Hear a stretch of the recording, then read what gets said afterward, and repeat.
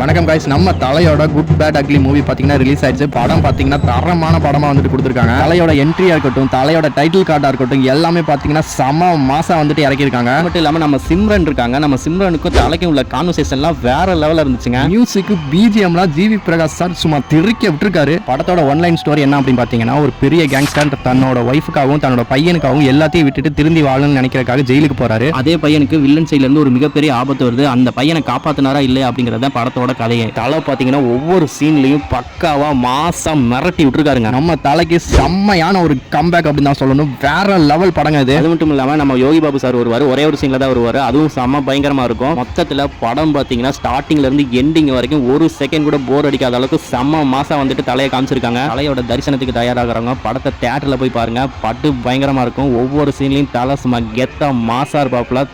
தலை தாங்க. உங்களுக்கு நம்ம தலை அஜித்தை பிடிக்கும் அப்படின்னா ஏகே அப்படி மட்டும் டைப் பண்ணிட்டு இந்த வீடியோ ஷேர் பண்ணி விட்டுருங்க. பாய்.